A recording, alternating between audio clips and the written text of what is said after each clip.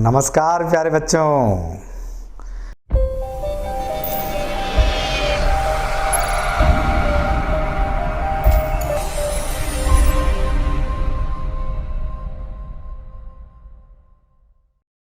बच्चों, इसके पहले वाले वीडियो में हमने देखा कि दो सेम प्रकृति के आवेश एक दूसरे को प्रतिकर्षित करते हैं और विपरीत आवेश एक दूसरे को आकर्षित करते हैं। ये बात हम पिछले वीडियो में देख चुके थे। अर्थात जब एक आवेश दूसरे आवेश के ऊपर आकर्षण या प्रतिकर्षण बल आरोपित करता है तो उसका परिमाण क्या होता है, उसके परिमाण को बताने के लिए कूलाम ने अपना नियम दिया था। जो कूलाम नामक साइंटिस्ट हैं, उन्होंने अपना नियम दिया था। तो आज हम कूलाम के नियम पर अपना डिस्कशन करने जा रहे हैं कि कितने परिमाण से वे आवेश एक दूसरे को आकर्षित या प्रतिकर्षित करते हैं, उसका परिमाण क्या होता है। अर्थात एमकेएस में बात करें तो कितने न्यूटन से वो प्रतिकर्षित करते हैं या कितने न्यूटन से वो आकर्षित करते हैं। और सीजीएस की अगर बात करें तो सीजीएस में बल का मात्रक डाइन होता है, तो वो डाइन में बात करेंगे अपन, है ना। तो हम परिमाण को बताने जा रहे हैं, देखिएगा ध्यान से, ठीक है। मैं बात कर रहा हूं कि मेरे पास मान लीजिए कोई दो आवेश हैं, ये कोई दो आवेश है ना, एक और ये दो। हाँ, मैं पहले आपको स्पष्ट कर दूं कि कूलाम का नियम सामान्य तौर पर बिंदु आवेश के लिए सत्य माना जाता है। बिंदु आवेश का मतलब होता है कि वो जो दो आवेश हैं, ठीक है, वो आवेशित बॉडीज एक दूसरे से जितनी दूरी पर रखी हैं, उस दूरी की तुलना में उसका आकार अगर बहुत छोटा हो तो हम उसको कह देते हैं बिंदु आवेश, है ना। संपूर्ण आवेश को एक बिंदु पर इकट्ठा हुआ मान करके हम चलते हैं। तो मैंने कोई ये दो वस्तु ले ली जिनके आवेश है Q1 और Q2, ठीक है। ये पहली वाली बॉडी है, इसको नाम दे देता हूं 1, इसको नाम दे देता हूं 2, और हम इनके बीच की डिस्टेंस को ले लेते हैं R, ठीक है। ये दोनों आवेशित बॉडी के केंद्र से नापी जाती है दूरी, इसलिए मैं केंद्र तक लेकर के आया हूं, ठीक। ये है आपका आवेश Q1, ये है आपका आवेश Q2। ये इसके ऊपर अपना बल आरोपित करेगा, ये इसके ऊपर अपना बल आरोपित करेगा। क्या बल का परिमाण होगा? तो कूलाम कहते हैं कि किन्हीं भी दो आवेशों के बीच लगने वाला आकर्षण या प्रतिकर्षण बल, आकर्षण कब लगेगा? जब दोनों विपरीत, जैसे मान लीजिए ये धन का है और ये ऋण का हो तो आकर्षण लगेगा। दोनों धन के हैं, प्रतिकर्षण लगेगा। दोनों ऋण के हैं, प्रतिकर्षण लगेगा। तो किन्हीं भी दो आवेशित वस्तुओं के बीच लगने वाला आकर्षण या प्रतिकर्षण बल उन दोनों आवेशों के परिमाणों के गुणनफल के समानुपाती, यानी उनका गुणा करना है। जैसे मान लीजिए ये 5 कूलाम का आवेश है, ये 2 कूलाम का है, तो 5 दूना 10। और अगर परिमाण बढ़ाते हो तो इनका गुणा भी बढ़ेगा, गुणा भी बढ़ेगा तो बल भी बढ़ेगा। जैसे ये 2 5 की जगह मैं 5 और 10 के कर दूं तो गुणा 50 हो जाएगा, मतलब बल बढ़ जाएगा, ठीक है। किन्हीं भी दो आवेशों के बीच लगने वाला आकर्षण या प्रतिकर्षण बल उन दोनों आवेशों के गुणनफल के समानुपाती और उनके बीच की दूरी के वर्ग के व्युत्क्रमानुपाती होता है। अर्थात दूरी मैंने r मानी है तो r का वर्ग करो, व्युत्क्रमानुपाती लेकर के चलो, ठीक है। और अगर मैं इनको संयुक्त रूप से लिखूं तो ये हो जाएगा F समानुपाती Q1 Q2 बाय R²। एक प्रकार से देखा जाए तो शाब्दिक तौर पर कूलाम का यही नियम है कि किन्हीं भी दो आवेशित वस्तुओं के बीच लगने वाला आकर्षण या प्रतिकर्षण बल उन दोनों आवेशों के गुणनफल के समानुपाती और उनके बीच की दूरी के वर्ग के व्युत्क्रमानुपाती होता है, ठीक है। अब हम इसको बढ़ाते हैं, यानी इनकी डिस्टेंस, दूरी बढ़ाते हैं तो फिर बल कम हो जाएगा। दूरी घटाते हैं तो बल बढ़ जाएगा। व्युत्क्रमानुपाती का तो यही मतलब होता है, उल्टा चलता है व्युत्क्रमानुपाती। समानुपाती सीधा सीधा बढ़ता है कि ये बढ़ेगा तो ये बढ़ेगा, ये बढ़ेगा, घटेगा तो ये घटेगा, ठीक है। और जब भी हम फिजिक्स में देखते हैं कि कोई समानुपाती चिन्ह को हटाएं, व्युत्क्रमानुपाती चिन्ह को हटाएं, तो एक नियतांक आता है। तो फिर मैं यहाँ पर लेके चलूँगा एक नियतांक Q1 Q2 बाय आर। के को ले लिया मैंने यहाँ पर नियतांक एक। इस के को कहते हैं समानुपाती नियतांक। और ये जो समानुपाती नियतांक होते हैं ये माध्यम और मापन की पद्धतियों पर निर्भर करते हैं। किस माध्यम में देख रहा हूँ मैं, पानी में देख रहा हूँ कि कांच में देख रहा हूँ कि वायु में देख रहा हूँ, है ना, और किस मापन पद्धति में देख रहा हूँ, CGS में देख रहा हूँ कि MKS में देख रहा हूँ, उसके अकॉर्डिंग इनके मान बदलते हैं। ठीक है, तो मैंने माना CGS पद्धति में, है ना। इसका क्या है कि NCERT में ज़्यादा उल्लेख नहीं है, इसलिए मैं इसको यहाँ लिख रहा हूँ। CGS पद्धति में वायु या निर्वात के लिए, वायु या निर्वात के लिए K = होता है 1। तो हम यहाँ 1 रख देंगे तो अपने को F = मिलेगा Q1 Q2 बाय R²। ये डाइन में, क्योंकि CGS पद्धति में बल का मात्रक डाइन होता है। देख लीजिएगा आप ध्यान से, हो सकता है मैं इसको बाद में मिटा दूँ इसलिए, है ना, रब कर दूँ मैं इसको, इसलिए अभी आप देख लीजिएगा ये डाइन में है। अब जैसे ये CGS पद्धति में जो आवेश होते हैं उनका मात्रक स्थित कूलाम होता है। ये 1 स्थित कूलाम का, ये 5 स्थित कूलाम का है। मैं दोनों का गुणा कर दूं, मान लो 1 सेंटीमीटर की दूरी पर रखें, समझ गए ना। ये 1 स्थित कूलाम, ये 5, तो 5 दूना 5 एकम 5, 5 हो जाएगा। और 1 का वर्ग करोगे 1 ही रहेगा, तो इनके बीच में 5 डाइन का बल लगेगा। ठीक, अब अपन चलते हैं MKS पद्धति में। MKS पद्धति में, MKS पद्धति में वायु या निर्वात के लिए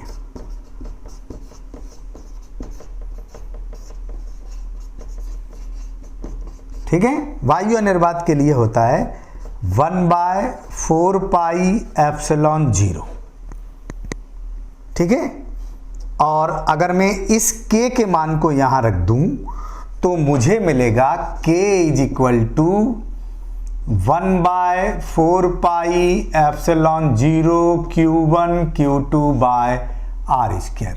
ये मुझे मिलेगा बल परिमाण के तौर पर MKS पद्धति में वायु के लिए। न्यूटन में नापेंगे क्योंकि बल का मात्रक MKS पद्धति में न्यूटन होता है। MKS पद्धति कहें या SI पद्धति कहें, दोनों के लिए होता है ये नियम, SI पद्धति के लिए। यहां एप्सिलॉन 0 इसको कहते हैं वायु या निर्वात की विद्युतशीलता, इसको निरपेक्ष विद्युतशीलता कहते हैं। ठीक है, इसको एप्सिलॉन 0 को हम कहते हैं निरपेक्ष विद्युतशीलता, वायु या निर्वात की है शीलता। इसकी वैल्यू होती है 8.85 10⁻⁻12।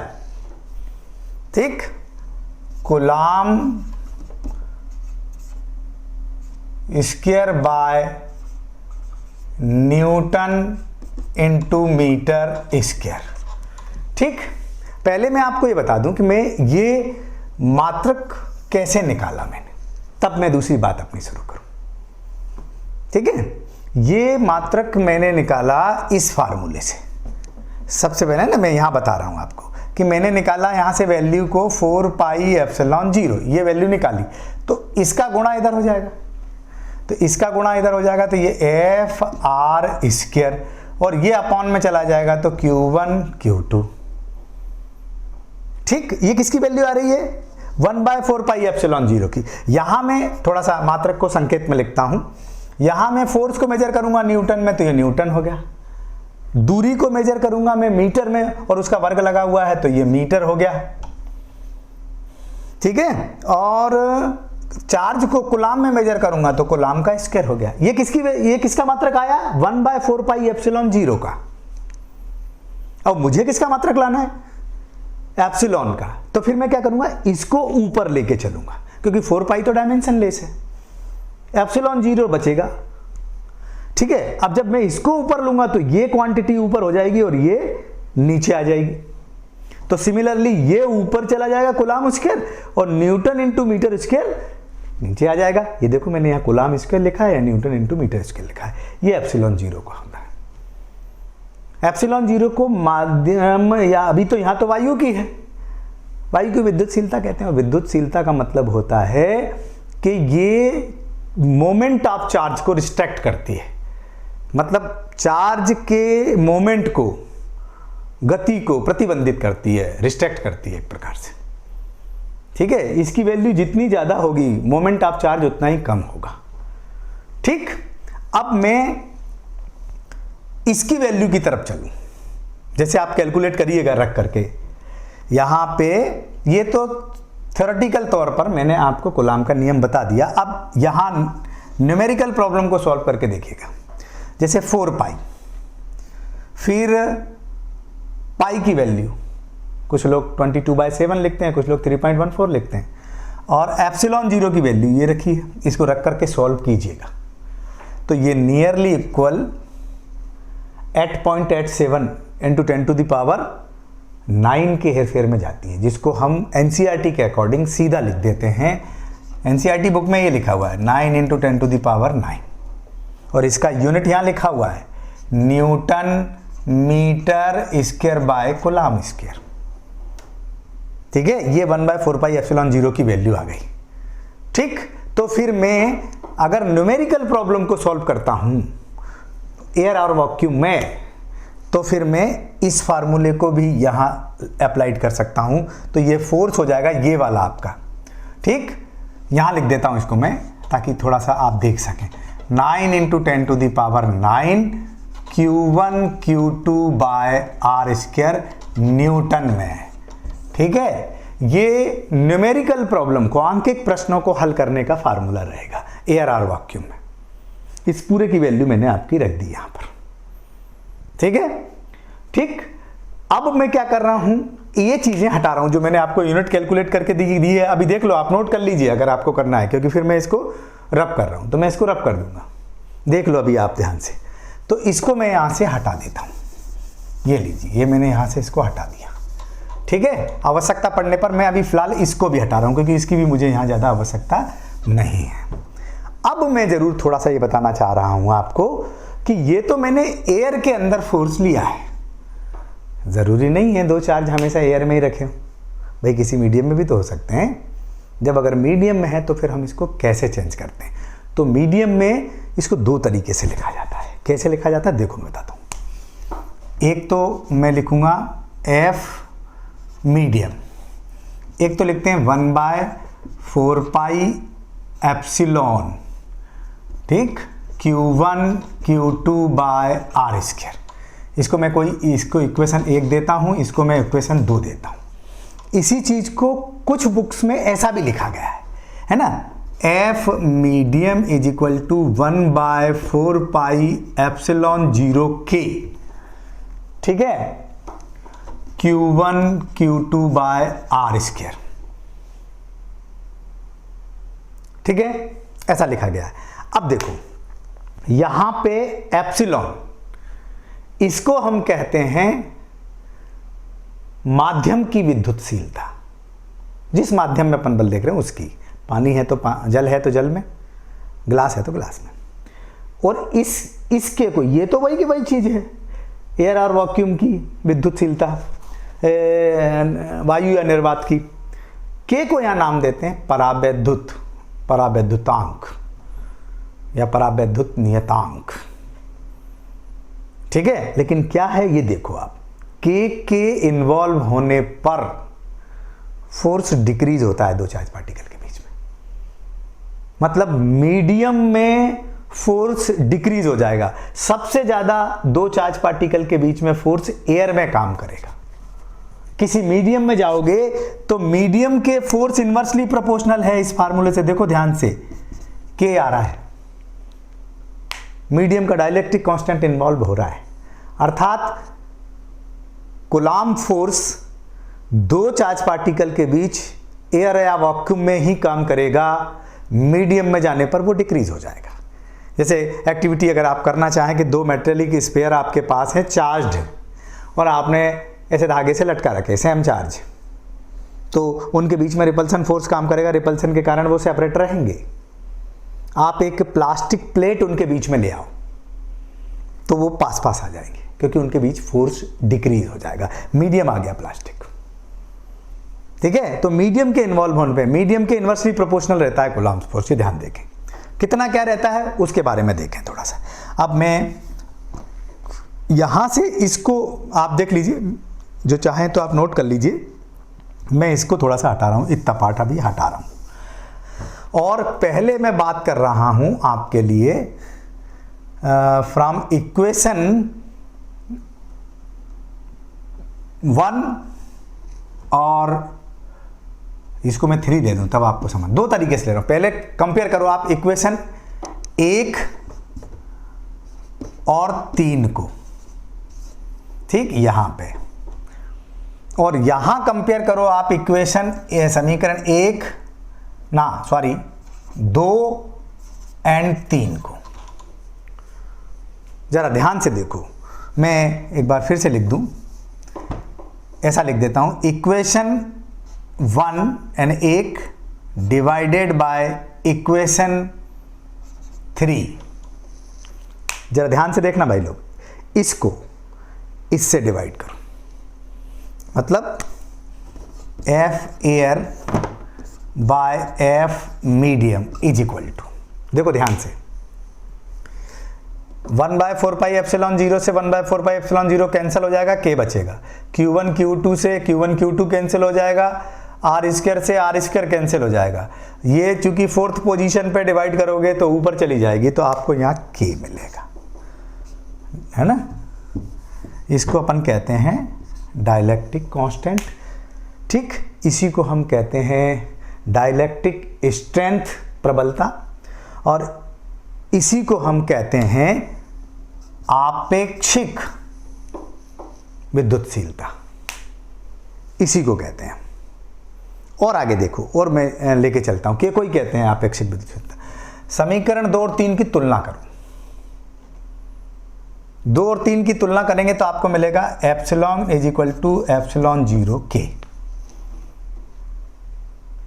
ठीक। तो ये epsilon upon epsilon 0 is equal to K, ये परावैद्युतांक की डेफिनेशन हो जाएगी। इसी को आप आपेक्षिक विद्युतशीलता भी कहते हैं, ठीक। अब इसकी परिभाषा दे सकते हो, जैसे आपसे पूछ लिया जाए कि भाई परावैद्युतांक क्या होता है, या ये कह सकते हैं इनडायरेक्टली आपको कि आपको डिफाइन करना का बात बताएं, पूछें तो कैसे कह सकते हो। देखो ये एफ ए क्या है, 2 आवेशों के बीच वायु में बल। एफ एम क्या है, माध्यम में उन्हीं आवेशों को उतनी दूरी पर रखे होने पर बल। तो आप क्या कहोगे कि 2 आवेशों के बीच वायु या निर्वात में बल, और उन्हीं आवेशों के बीच उतनी ही दूरी पर माध्यम में बल के अनुपात को माध्यम का परावैद्युतांक कहते हैं, ठीक है।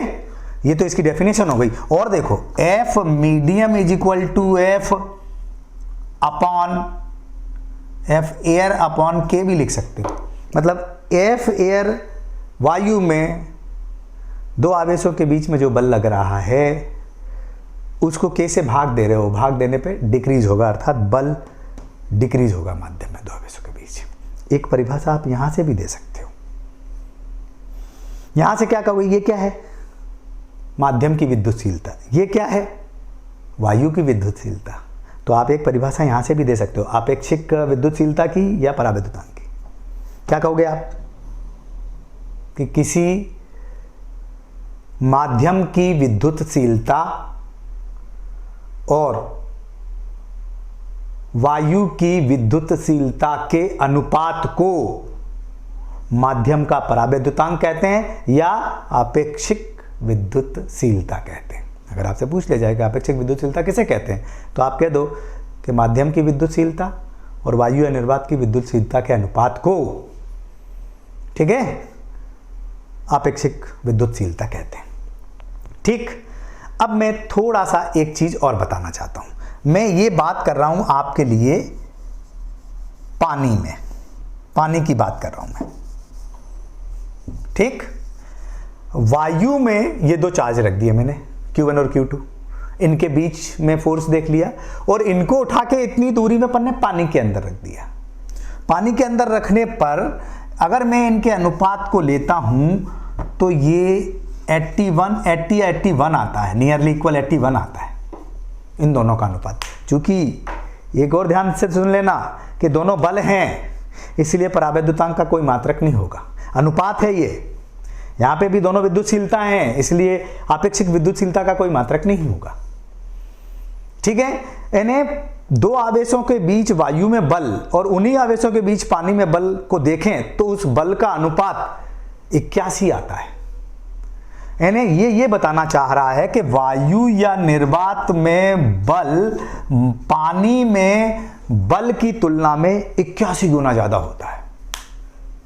अर्थात किसी माध्यम का परावैद्युतांक या आपेक्षिक विद्युतशीलता ये बतलाती है कि माध्यम की तुलना में वायु या निर्वात में दो आवेशों के बीच बल कितने गुना ज्यादा होता है। यहां देखो, पानी की तुलना में वायु में 81 गुना बल ज्यादा होता है। तो ये इंडिकेट करता है आपको, ये अपने को थोड़ा सा दिमाग में रखना पड़ेगा। ठीक है, अगर जैसे मैं यहां पे बात कर दूं कि K = 81 है पानी के लिए, तो पानी की विद्युतशीलता की गणना कीजिए, पानी की विद्युतशीलता बताओ। तो दैट्स अ वेरी इजी, क्योंकि आपको पता है K दे दिया गया है 81। एक मिनट के लिए मैं इसको यहां से हटा दें। K आपके पास 81 है, एप्सिलॉन 0 की वैल्यू आपको याद रखना पड़ेगी। ठीक है, मैंने अभी लिखा था, अगर ध्यान हो तो आपको 8.85 10⁻⁻12 ये लिखा था मैंने, कूलाम बाइट। तो बस यहाँ 81 रख दो, यहाँ ये वैल्यू रख दो, ये निकल, इसका इधर गुणा कर दो तो ये वैल्यू निकल आएगी। इजीली आप निकाल सकते हैं। ठीक, तो ये आपका हो गया वायु में, ये दोनों हो गए आपके माध्यम में, ये आपका आंकिक प्रश्नों को हल करने के लिए हो गया। लेकिन कुछ कूलाम के नियम की विशेष सीमाएं, कुछ प्रॉपर्टीज़ हैं, मैं उन पे थोड़ा सा और आपसे डिस्कशन कर लेता हूँ। इसको मैं मिटा रहा हूँ, इसकी मुझे अभी आवश्यकता नहीं है, तो मैं इसको भी हटा रहा हूँ, केवल इतने की ही बात करूँगा। ठीक है, ठीक, क्या ध्यान देना है, सुने पहले कूलाम के नियम की कुछ सीमाएं। कि कूलाम का नियम स्थिर आवेशों के लिए सत्य है, स्टेशनरी में, मूवेबल चार्ज पार्टिकल के लिए इसका यूज़ नहीं करते। दूसरा, कूलाम का नियम पॉइंट चार्ज के लिए ज़्यादा एलिजिबल है। ऐसा नहीं कि उस पर भी लगता नहीं, ज़्यादा बड़ी बॉडी पर डिस्ट्रीब्यूट चार्ज हो उस पर भी लगता, बट पॉइंट चार्ज के लिए ज़्यादा सूटेबल है।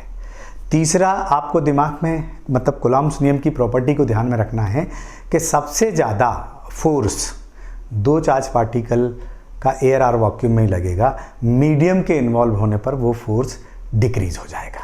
ठीक है, और एक और विशेष प्रॉपर्टी आप इसकी याद रखेंगे कि मान लीजिए कि ये दो आवेश हैं, इनके बीच में एक थर्ड आवेश लेकर के आता हूं मैं, ये तीसरा आवेश आ गया इनके बीच में, तब भी इन दोनों आवेशों के बीच लगने वाले फोर्स पर कोई प्रभाव नहीं पड़ता। अर्थात दो आवेशों के बीच तीसरे आवेश की उपस्थिति पर उन दोनों आवेशों के बीच लगने वाले आकर्षण या प्रतिकर्षण बल पर कोई प्रभाव नहीं पड़ता। अगली बात कूलाम के लिए तुम्हें याद रखना पड़ेगी कि ये प्रकृति का दूसरे नंबर का सबसे स्ट्रॉन्ग फोर्स है। पहले नंबर का न्यूक्लियर फोर्स है, नाभिकीय बल। नाभिकीय बल के बाद ये बल काम करता है। ठीक है, इसमें याद रखना 10⁻⁻15 मीटर से कम डिस्टेंस पे कूलाम का नियम नहीं लगता। ठीक है, क्यों? क्योंकि ये साइज है नाभिक का, नाभिक के अंदर नाभिकीय बल काम करता है, कूलाम का नियम नहीं। तो यहां से स्टार्ट करके ये कुछ किलोमीटर तक कूलाम का नियम जो है वो काम करता है। ठीक, और याद रखना कि कूलाम का जो नियम है ये केंद्रीय बल है। केंद्रीय बल अपन किसको कहते हैं? केंद्रीय बल का मतलब होता है कि ये बल दोनों आवेशों के केंद्रों को मिलाने वाली रेखा में काम करता है। जैसे ये इसके ऊपर बल लगाएगा तो बल की दिशा ऐसी होगी, प्रतिकर्षण बल की बात कर रहा हूं फिलहाल, है ना। तो ये, और इसको उठा के मैं अगर इधर ले आऊंगा तो दिशा बदल जाएगी, ऐसी होगी। ठीक है, ये तुम्हें दिमाग में रखना, दोनों आवेश के अंदर। अगर मैं इसको उठा के यहां रख दूंगा तो बल की दिशा बदल जाएगी, ऐसी होगी। अगला इसके बारे में याद रखना कि ये आवेशित कणों के बीच में लगता ही है। और एक और बात याद रखना कि ये संरक्षी बल है, कंजर्वेटिव फोर्स है।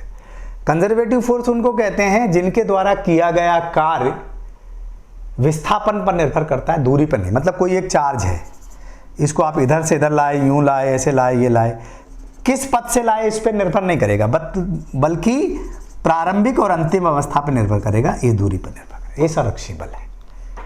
ठीक है, ये अपने को विशेष तौर पे दिमाग में रखना है। और एक याद रखना है कि जितना ये इसके ऊपर बल आरोपित करेगा उतना ही ये बल भी इसके ऊपर आरोपित करेगा। मतलब F1 इसके द्वारा आरोपित बल मान लिया मैंने, F2 इसके द्वारा आरोपित बल मान लिया, तो इन दोनों का F1 F2 का जो अनुपात होगा वो 1 होगा, क्योंकि दोनों समान बल आरोपित करेंगे। ना तो तुम आवेश बदल रहे हो ना दूरी बदल रहे हो, तो ये म्यूचुअली फोर्स लगाता है, ये इसके ऊपर लगाता है। अगर ये प्रतिकर्षण बल है दोनों का, Q1 Q2 का, तो ये जब लगाएगा तो इसके कारण बल की दिशा इधर जाएगी, F1 ये लगा रहा है, और ये जब इसके ऊपर प्रतिकर्षण बल लगाएगा समान आवेशों में तो बल की दिशा ऐसी जाएगी, F2।